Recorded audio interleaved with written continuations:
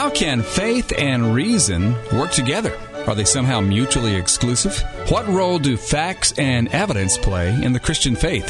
This is Reasonable Faith, Conversations with Dr. William Lane Craig. I'm Kevin Harris, and today we're talking about God's relationship to time. And what exactly is time? And I want to remind you that there are many resources just like this podcast available at reasonablefaith.org. Transcripts and recordings of Dr. Craig's debates on college campuses around the world, articles, questions and answers, a discussion forum, and much more. Available now at reasonablefaith.org. Dr. Craig, one of the drawbacks of being a philosopher is that you don't get a lot of sleep sometimes. There are some issues that keep you up at night. One of the issues that tends to keep me up at night are some of the issues of God and his relationship to time and what time is. You have some articles on reasonablefaith.org that people can refer to. You've written on God, time, and eternity.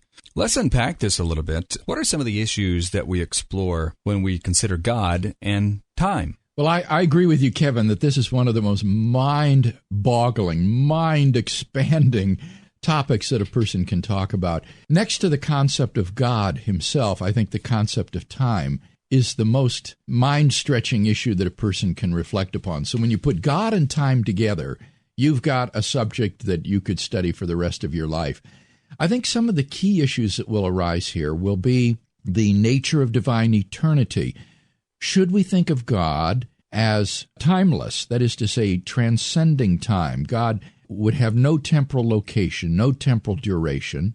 Or should we rather think of God as enduring throughout all time, from infinite time in the past to infinite time in the future? That would be a key issue.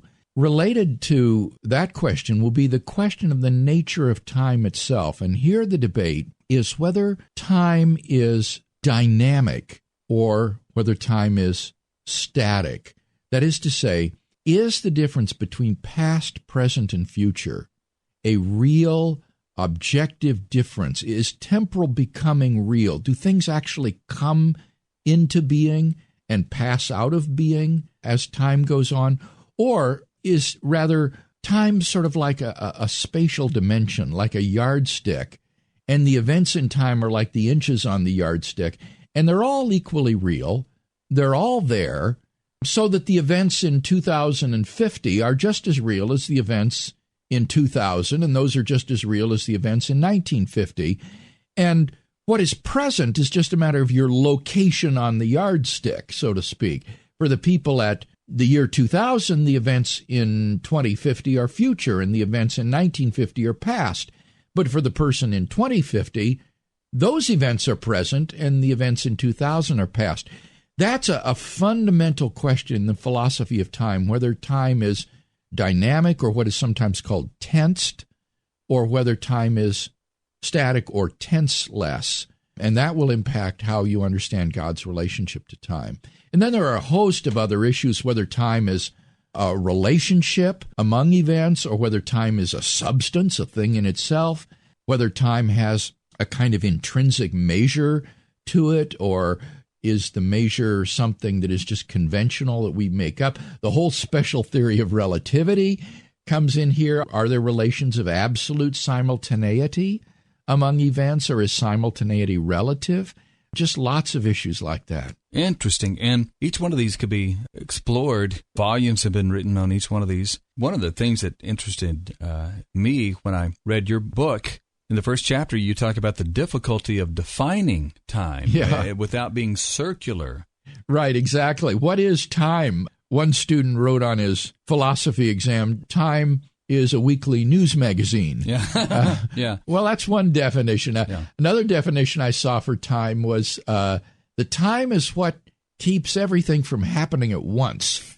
And when you think about it, that's not a bad definition. Time is a sort of dimension of reality that is ordered according to an earlier than, later than relation. And as such, that distinguishes time from space. Space is related by relation, or points in space are related by a betweenness relation. For any 3 points in space, or at least on a line, spatial line, X, Y, and Z, one of those points will be between the other 2 points. But time, in addition to having that betweenness relation, also has this relation of earlier than and later than. For 2 points in time, one will be later than the other, and the other will be earlier than the other. And there's nothing like that in space. So that would be a unique and defining feature of time. Yeah, and because if you were to say, well, time is endurance, well, then you want to know what endurance is. And, well, endurance is time, so you go around in a circle. So I've heard as well that time can be seen as a measurement of change. That was Aristotle's. That was Aristotle's idea, and I myself like that very much. Now, Newton, the great father of modern physics, Isaac Newton, had a different view. Newton thought that it made sense to talk about time flowing and going on, even if the world were completely empty and there was nothing happening. Even if you had, say, just empty space and there was nothing happening, no events, he still thought time would be flowing.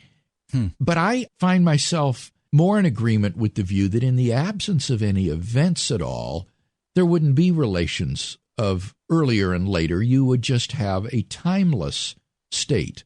A completely changeless state. Yes. There would be no time. There would be nothing to measure. There would be no later than or earlier than. Exactly. Yeah. Everything would just be a sort of timeless state of affairs. What about the A theory of time and the B theory of time? Well, I've avoided that technical nomenclature, but what I described as dynamic theory of time would be the so-called A theory, and the static theory would be the so-called B theory. Those labels of A and B, which are very convenient, come from a British philosopher named John Ellis MacTaggart, who lived back around the first part of the 20th century, and he wrote a very famous essay called The Unreality of Time, and he distinguished these two theories of time. One is the A theory, and this is the theory that says that things are really present, past, or future. This is an objective feature of reality, not just an illusion of human consciousness. That's the A theory.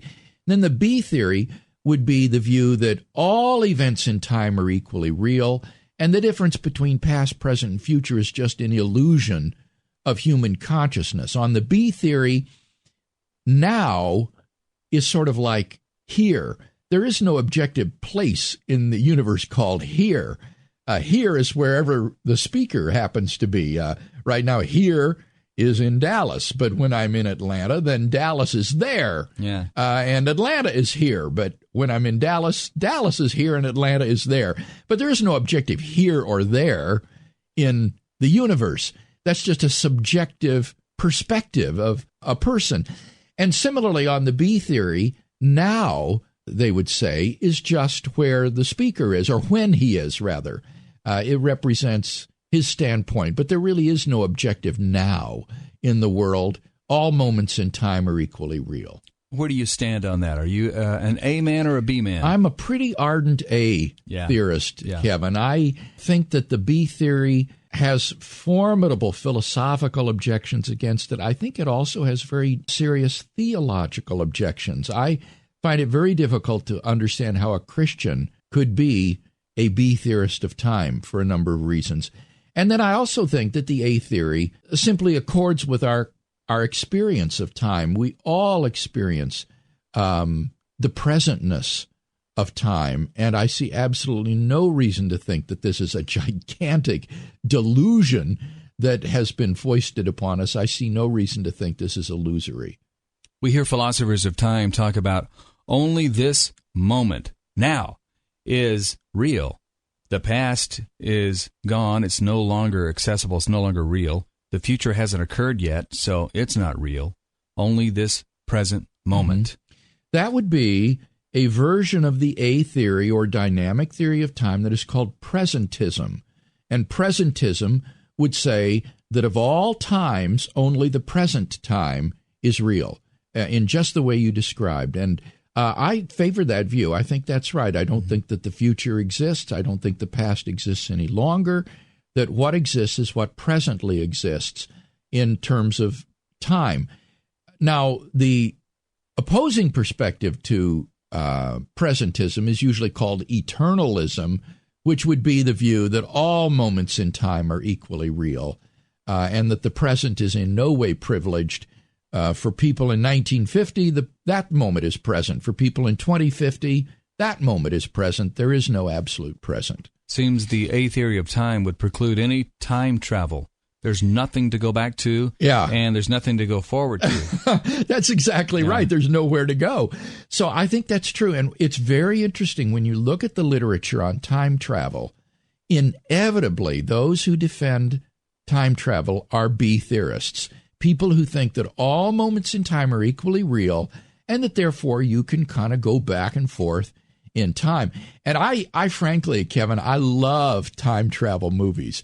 Movies like Bill and Ted's Excellent Adventure. That's one of my favorite because it's the most consistent. Or movies like Back to the Future. But it's a little frustrating because most time travel movies are not consistent. You can tell that the writers who did them really don't understand time travel because they have things like changing the future or changing the past. And that's impossible. You can't do that. That's logically impossible to do. But Bill and Ted's, you can't go back and kill your own grandmother. That's right. You because can't. Then you wouldn't exist in order to go back and kill her. Yeah, exactly. So that's an absurdity. It's a contradiction, and that tends to, well, number one, argue for an A theory of time, and then also argue against time travel. It would seem. Well, that is an argument that many people have used against time travel. Is that if time travel were possible, then why couldn't you go back in time and kill your grandmother before you were born? I mean, what keeps you from pulling the trigger? And even if you didn't go back in time and kill her, the very fact that you could seems to negate it. Right, right. So that is one of the arguments that is often used. But you were talking about Bill and Ted's Adventure. Oh, yeah.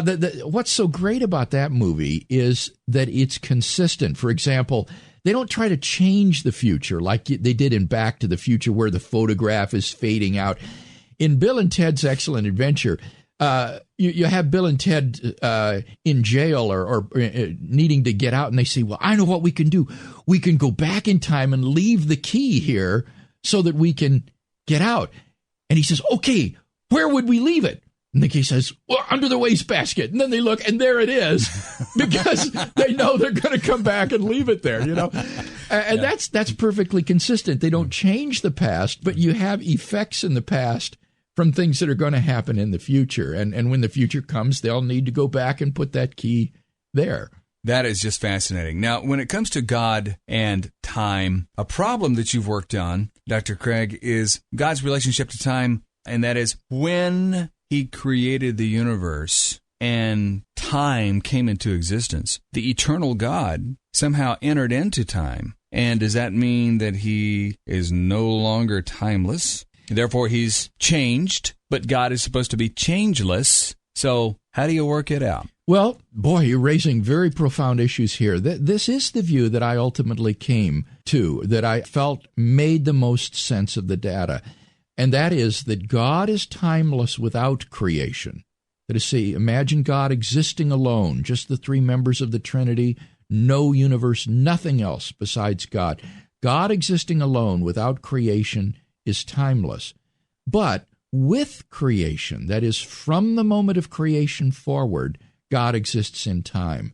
And so my view is a kind of hybrid view that qualifies God's temporality based upon whether or not there is a temporal universe to which He is really related. And the classical defenders of divine timelessness, like Thomas Aquinas, could avoid God's temporality only by denying that God stands in any real relation to the universe. They said that when God creates the world, He doesn't stand in any new relationship to the universe, like being Lord over the universe or being the cause of the universe. Aquinas said those relations exist only in our minds. And I find that to be utterly, utterly implausible. If anything is a real relation, surely the causal relation is a real relation. And God is the cause of the universe, and He coexists with the universe. So it seems very clear to me that He has a real relationship to a temporal world. But if that's the case, then it would seem to me that God would be temporal from the moment of creation on. When you say that God coexists with the universe, would that be the view that it would come out of Aquinas' view? Because obviously God is prior to the universe. Well, he's causally prior to the universe, but he would not be chronologically prior to the universe. That is to say, he is the cause of the universe. He explains why the universe exists. But if time begins at the moment of creation, then there is no before creation. So God isn't before creation, because in a temporal before sense. is an indication of time. Exactly. So to say that God existed before time would be a self-contradiction. Yeah, no. So he's causally prior, but not chronologically prior to the existence of the world. I've heard an illustration that you give about a bowling ball in a cushion, and that there's a simultaneous cause and effect, the bowling ball depressing into the cushion. Right. Is that part of your thinking on this, to show the simultaneity of cause and effect? Yes, it does relate to this. It shows that a cause doesn't have to be chronologically prior to its effect. It can be simultaneous with it. The depression or the concave shape of the cushion is not the cause of the balls being round. The heavy balls being round is the cause of the concave depression in the cushion. And yet, the ball could have been theoretically resting on the cushion from eternity past, so that the cause and the effect are not chronologically related to each other. They're both simultaneous. And I would see in exactly the same way, God as the cause of the universe is simultaneous with the origin of the universe. His creating the universe occurs at the same moment at which the universe comes into being. That's just the moment of creation. It is. That's the moment of creation, the moment at which God says, "Let there be," and the universe springs into being. Now, people can go to the website and wrestle with your essay and some articles on this that will uncover all of the aspects and the considerations of this. Right. I worked on this question for 13 years, Kevin. This was my major research focus for 13 years, and there's 6 books that flowed out of this work. And there are articles on the website, both scholarly articles as well as popular articles on God and time. And it's so funny, Kevin, like so many of the things I work on, they seem so abstract and unreal and philosophical. And yet, over and over again, I find these issues coming up in debates, in evangelism, in talking with people about Christianity. And in my 6-year-old. Really? Yeah. I mean, when Cody was 6 years old, he asked questions about this. What in the world was God doing all that time before he created?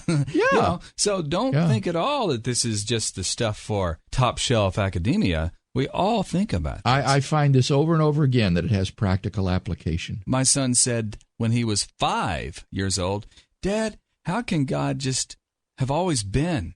He never started. That worries me."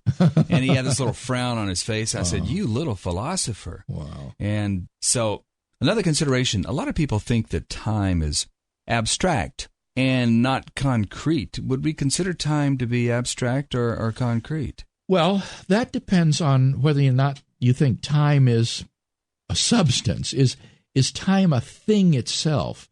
Newton thought so. He thought that time and space are actual things, created things.